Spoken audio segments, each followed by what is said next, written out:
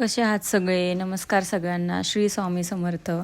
तर मी मोक्षसाठी इडली बनवणार होते. त्यासाठी काय केलं होतं, रात्रीच तांदूळ आणि उडदाची डाळ भिजत घातली होती आणि वाटून घेतली आणि त्याची छान अशी पेस्ट केली आणि ती रात्रभर मी भिजत ठेवणार होते.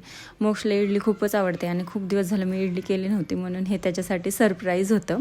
मी त्याला सांगितलं नव्हतं की मी इडली करणार आहे तुझ्यासाठी म्हणून.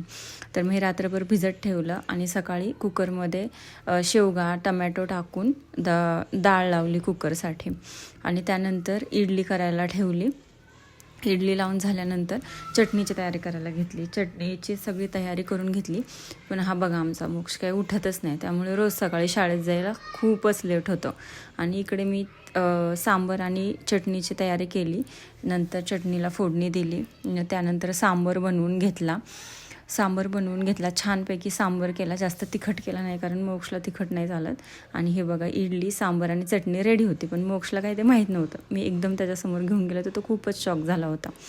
तर मग कसा वाटला आजचा ब्लॉग कमेंट करून नक्की सांगा. तोपर्यंत मी मोक्षला इडली सारते आणि तुम्ही माझा ब्लॉग एन्जॉय करा. Bye bye.